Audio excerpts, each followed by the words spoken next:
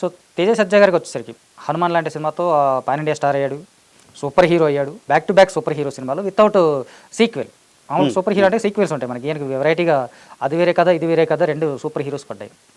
అతను ఎలా ఉండేవాడు మీతో? వెరీ ఫ్రెండ్లీ అండి, బాగా సపోర్టివ్. ఏదన్నా ఉంటే ర్యాపో అదంతా కొంచెం ఆయనే బ్రో ఇదేంటి ఇలా ఒకసారి ఇది కూడా ట్రై చేయండి మీరు, ఓకే ఇలా కూడా చెప్పచ్చు బ్రో, ఇలా వెళ్దామా అంటే ఓకే బ్రో, ఇట్లా కొంచెం ర్యాపో అదంతా స్టార్టింగ్ నుంచి కూడా బాగుండేది, బాగా సపోర్ట్ ఉంటుంది. ముందే మాట్లాడుకుంటే సీన్ బెటర్గా అవుతుంది. యా యా, అంటే యాటిట్యూడ్ ఎప్పుడు చూపించాలో సీనియర్ మోస్ట్ యాక్టర్ కదా, చాలా సీనియర్ సీనియర్ మోస్ట్ యాక్టర్ కాబట్టి, పైగా పాన్ ఇండియా స్టార్. ఇప్పుడు అలాంటి యాటిట్యూడ్ చూపించడం ఎప్పుడైనా? ఏం లేదండి, ప్యూర్ ఆర్టిస్ట్ అండి ఆయన. Okay, cinema cinema cinema cinema cinema cinema ఇంకంతే, అదొకటే తెలుసు ఆయనకి. ఓకే.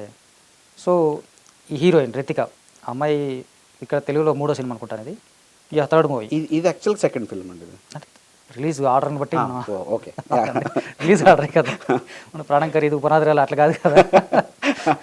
సో 3rd సినిమా, ఆ అమ్మాయి క్యారెక్టర్ తనతో ఎలా ఉండేది? ఆల్మోస్ట్ మీరు ఆమెను కొట్టడానికి వెళ్తారు లాడ్జ్లోకి, బెదిరించడానికి వెళ్తారు, అక్కడ నుంచి తనతో వర్కింగ్ అంటే కొంచెం కొత్త అమ్మాయి, భాష తెలియని అమ్మాయి, తనతో టేక్స్ అలి ఇలా ఎట్లా ఉండేది?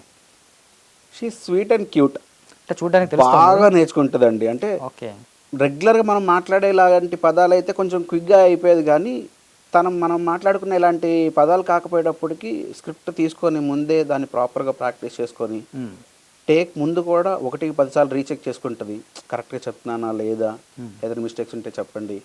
ఓకే, కొన్ని ఆన్ స్పాట్లో చేంజ్ అయ్యేవి, వాటికి కొంచెం 2-3 టేక్స్ ఎక్కువ పడేవి, కానీ మ్యాక్సిమం టైం అంతా ఫుల్ ప్రాక్టీస్ చేసేది.